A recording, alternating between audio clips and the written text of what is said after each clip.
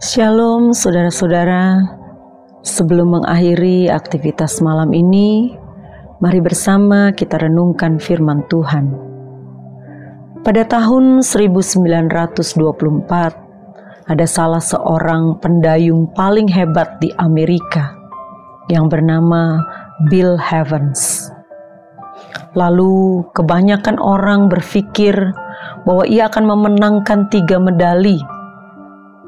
Paling sedikit 3 medali, mungkin juga akan mendapat emas kalau dia mengikuti pertandingan Olimpiade dayung di Paris. Tetapi beberapa bulan sebelum Olimpiade diadakan, Bill Evans menyadari bahwa istrinya akan melahirkan anak pertama mereka. Dan dia pada saat itu pastinya sedang berada di dalam perjalanan menuju Paris jika dia mengikuti Olimpiade dayung di sana. Kemudian dia mulai berdoa dan bertanya pada Tuhan, sampai akhirnya Bill memutuskan dia meninggalkan Olimpiade itu karena dia tidak mungkin meninggalkan istrinya di saat yang penting, kelahiran anak pertama mereka. Waktu berlalu dan anaknya ini sama seperti ayahnya, menjadi seorang pendayung kano yang hebat. Dan pada tahun 1952, Bill Evans mendapatkan telegram dari putranya Frank yang baru saja memenangkan medali emas dalam final kano 10.000 meter di Olimpiade Helsinki, Finlandia. Isi telegram itu menyatakan, "Ayah, terima kasih karena telah menunggui kelahiran saya. Saya pulang membawa medali emas yang seharusnya ayah menangkan waktu itu di Olimpiade Paris. Tertanda anakmu tersayang, Frank."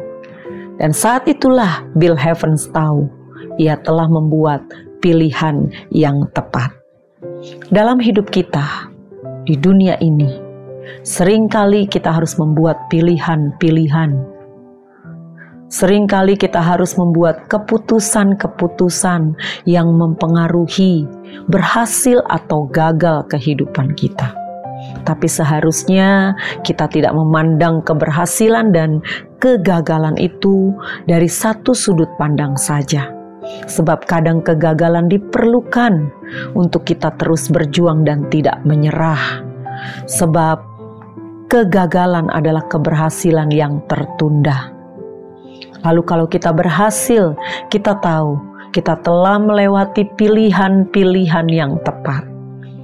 Yang pasti, Yakobus mengajarkan kepada kita untuk selalu melibatkan Tuhan dalam setiap rencana-rencana hidup kita, pilihan-pilihan hidup yang kita buat, dan keputusan-keputusan yang kita buat. Yakobus 4 ayat 14-15 berkata, "Sedang kamu tidak tahu apa yang akan terjadi besok. Apakah arti hidupmu? Hidupmu itu sama seperti uap yang sebentar saja kelihatan lalu lenyap. Sebenarnya kamu harus berkata, jika Tuhan menghendakinya, kami akan hidup dan berbuat ini dan itu." Ketika kita berjalan bersama Tuhan, ada kemungkinan juga kita gagal membuat pilihan dan mengambil keputusan. Sebenarnya Tuhan sedang mendidik kita untuk tidak menyerah pada keadaan. Tuhan ingin bawa kita kepada sesuatu yang lebih baik.